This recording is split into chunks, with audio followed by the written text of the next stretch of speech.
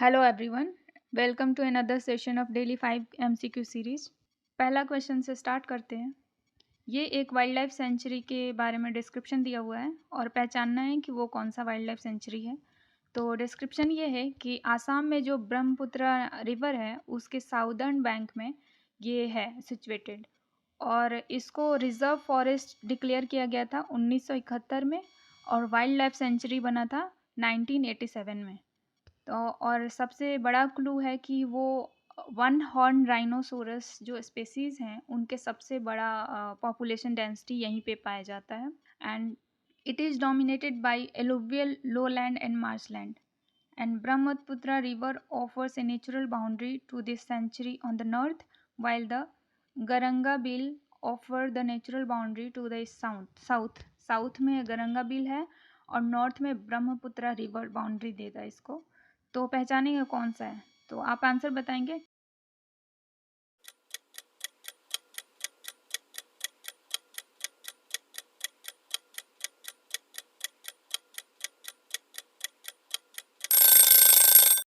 तो इसका आंसर होगा पाबीतोरा वाइल्ड लाइफ सेंचुरी। ये पाबीतोरा जो वाइल्ड लाइफ सेंचुरी है इसके नॉर्थ में ब्रह्मपुत्र है और इसका जो साउथ है वो उसमें गरंगा बिल है। और जो इसका ये आसाम में सिचुएटेड है और इसको रिजर्व फॉरेस्ट 1971 में बनाया गया था और ये इसको वाइल्ड लाइफ सेंचुरी का जो दर्जा मिला था वो 1987 में मिला था। नेक्स्ट क्वेश्चन पे चलते हैं। आपको पीडीएफ हमारे टेलीग्राम चैनल पे मिल जाएगा। दूसरा क्वेश्चन है आज का, consider the following statement about civil union. ये सिविल यूनियन क्या है उसके बारे में दो स्टेटमेंट दिया गया है और करेक्ट स्टेटमेंट आपको चूज करना है। ये सिविल यूनियन जो है वो similar to marriage like legal sanction है, जो कि दो इंडिविजुअल को के सेम जो सेक्स होते हैं उनके लिए बनाया गया है। जैसे हमारे लिए मैरिज है जो दो इंडिविजुअल डिफरेंट सेक्स के लिए होता है, तो वैसे ही सिविल यूनियन जो है वो दो इंडिविजुअल सेम सेक्स के लिए है। दूसरा स्टेटमेंट है, civil union resembles a marriage and bring with it employment, inheritance, property and parental rights. तो बताना आपको आंसर।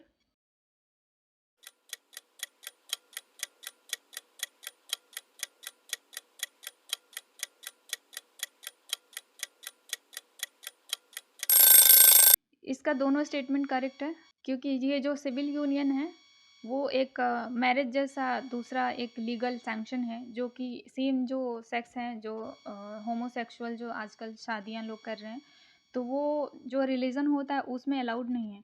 तो उसको अलग से करने के लिए उसको उसको अलग से प्रोविज़न देने के लिए लीगलाइज करने के लिए एक सिविल यूनियन टाइप का एक संस्था बनी है जो कि इसको लीगलाइज करती है। और ये जो सिविल यूनियन है वो बिल्कुल मैरिज जैसा रिजेंबल करेंगी और उसमें आप प्रॉपर्टी वगैरह और इनहेरिट कर सकते हैं, एम्प्लॉयमेंट में भी अप्लाई कर सकते हैं और पेरेंटल राइट्स भी आपको मिलेगा, जैसे आप एडॉप्शन वगैरह कर सकते हैं बच्चों के लिए। तो नेक्स्ट क्वेश्चन पे चलते हैं। Question number third, consider the following statement regarding Mars. पहला स्टेटमेंट है कि second smallest planet in our solar system after Mercury. Mercury पहला है और दूसरा ये सेकेंड स्मॉलेस्ट क्या है, मार्स है। दूसरा स्टेटमेंट है, possesses two moons known as Phobos and Deimos. दो मून्स होते हैं इसके पास। तीसरा है, Olympus moons on Mars is the tallest volcano in our solar system. Answer बताएंगे।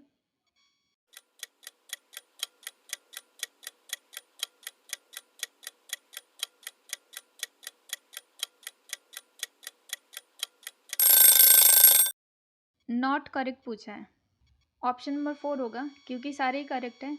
ये सेकंड स्मॉलेस्ट प्लेनेट है आफ्टर मर्करी, तो ये करेक्ट है। इसको रेड मर्करी, रेड प्लेनेट भी बोलते हैं मार्स को, क्योंकि ये रेड दिखता है और इसका जो टेम्परेचर होता है वो बहुत कोल्डर साइड होता है। जो इक्वेटर साइड होता है उसका टेम्परेचर 20 डिग्री होता है और जो उसका पोलर साइड होता है उसका -140 तक चला जाता है। क्योंकि ये सन से बहुत दूर है तो इसलिए इसका टेम्परेचर बहुत डाउन रहता है। दूसरा स्टेटमेंट है कि इसके दो मून्स है, पोबोज और डाइमोस, तो ये करेक्ट है, इसके दो मून्स होते हैं। तो दूसरा करेक्ट है, पहला करेक्ट है। और ओलंपस मोन्स जो है इसका वोल्केनिक इरप्शन है, जो सबसे जो सोलर सिस्टम का सबसे बड़ा वोल्केनिक इरप्शन है, जो कि अपना हिमालय है, माउंटेन जो है उसका 3 गुना ज़्यादा है, ये इतना इतना ऊंचा है ये। तो नेक्स्ट क्वेश्चन पे चलते हैं। क्वेश्चन नंबर 4 है, consider the following statement regarding the subsidy body on scientific technical and technological advices. SBSTTA के बारे में 2 स्टेटमेंट है, करेक्ट स्टेटमेंट चूज करना है।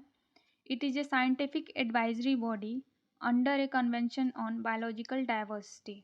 CBD के अंदर है, ये साइंटिफिक एडवाइजरी बॉडी है, पहला स्टेटमेंट कहता है। दूसरा कहता है कि it assists the conference of the parties COP and other subsidiary bodies with timely advice related to implementation of the CBD। ये बोल रहा है कि COP को असिस्ट भी करता है और ये सबसे और अदर सब्सिडरी बॉडीज़ को टाइमली एडवाइस करता है उसके इम्प्लीमेंटेशन के लिए।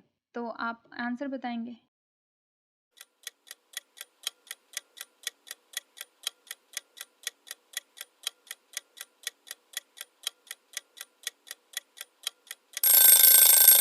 इसका बोथ करेक्ट होगा, दोनों स्टेटमेंट करेक्ट है, क्योंकि ये एक साइंटिफिक एडवाइजरी बॉडी है जो टाइमली एडवाइस करता है इम्प्लीमेंटेशन के लिए, कोई भी कन्वेंशन के इम्प्लीमेंटेशन के लिए टाइमली एडवाइस करता है और असिस्ट करता है। तो ये दोनों स्टेटमेंट करेक्ट है, COP को भी यही असिस्ट करता है और CBD के एडवाइजरी बॉडी है।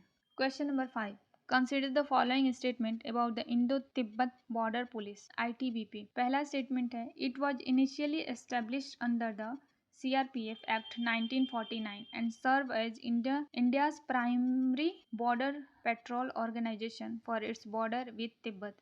तिब्बत चाइना बॉर्डर के लिए इसको बनाया गया था 1949 एक्ट CRPF के अंडर में, पहला स्टेटमेंट है। दूसरा स्टेटमेंट है कि it is a specialised paramilitary force of India established in 1962 in the aftermath of Sino India war. Statement बताएंगे आप करेक्ट।